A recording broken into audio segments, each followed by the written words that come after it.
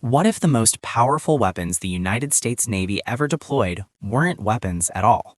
Today, we are diving deep into 9 things you absolutely need to know about the two most extraordinary ships on the planet. Imagine a vessel so massive it takes up nearly 3 football fields of ocean.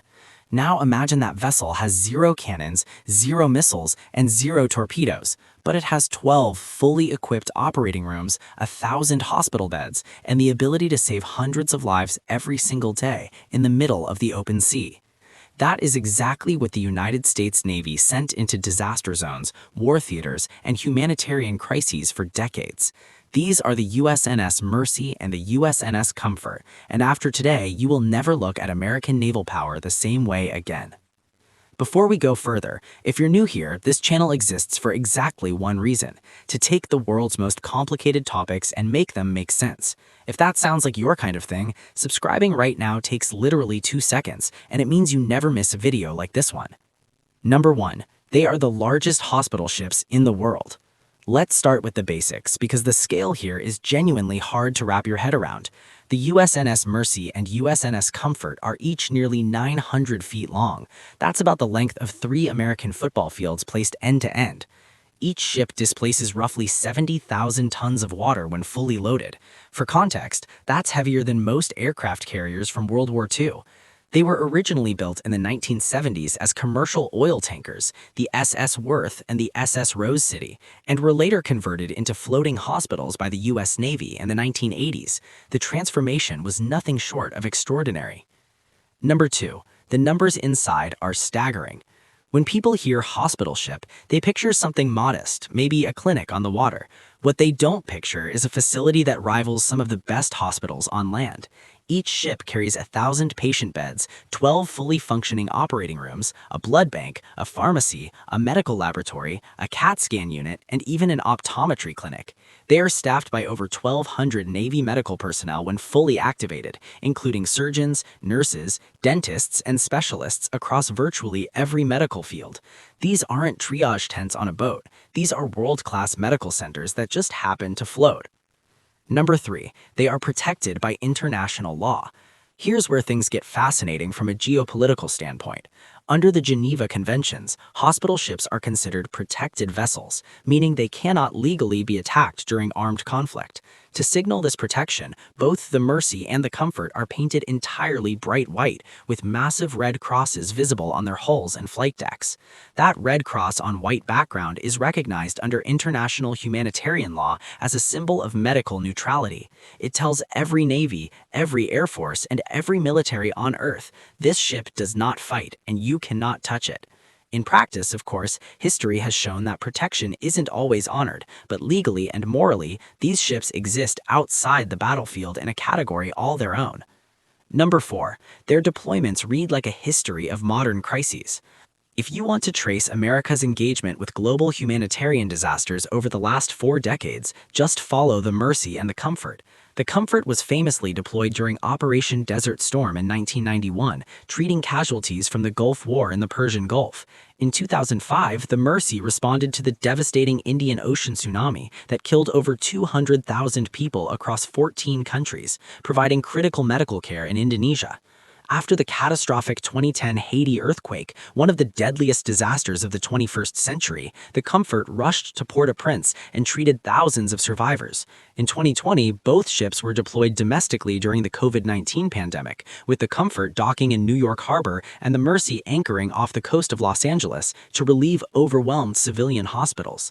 Wherever the world is hurting most, these ships tend to show up. I want to know something.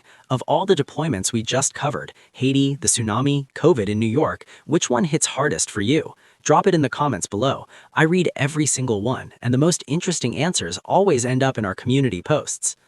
Number 5. They are also instruments of soft power.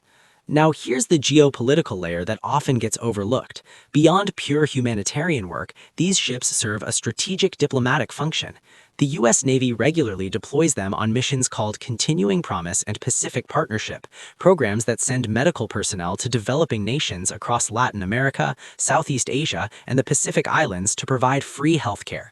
Thousands of patients receive surgeries, dental care, and medical screenings they would never otherwise access. The goodwill generated by these missions is immense.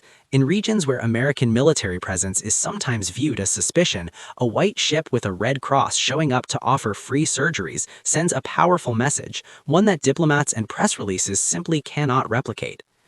Number 6. They have impressive aviation capabilities. You might assume a hospital ship has no need for air support, but you'd be wrong. Both the Mercy and Comfort are equipped with multiple helicopter landing pads and can accommodate heavy-lift helicopters for medical evacuations. During disaster responses, where roads are destroyed and ports are damaged, helicopters become the primary lifeline between the ship and the shore. In the Haiti earthquake response, helicopters were continuously shuttling patients from the chaos on land to the operating rooms on the Comfort, sometimes flying dozens of missions per day. Without that aviation capability, the ship's medical power would be dramatically reduced. Number 7. They move slowly, and that's actually by design.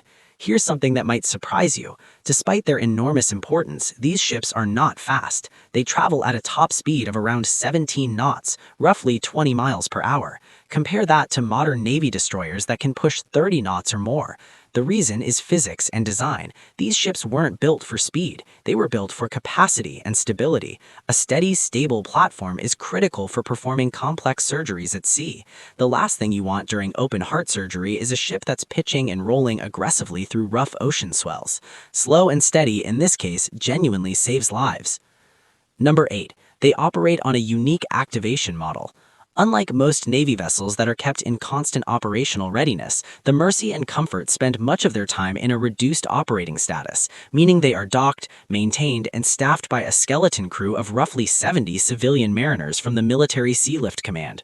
When a crisis hits, the military activates a full medical complement, which can swell the crew to over 1,200 personnel almost overnight. This model saves money during peacetime while preserving the ability to scale up rapidly when the world needs them most. The ships can be fully activated and underway within 5 days, remarkably fast considering the operational complexity involved. By the way, if this kind of story is what you're into, we have a video that covers something equally hidden in plain sight about how American lethal power actually moves around the world. I'll link it at the end. Don't skip the outro.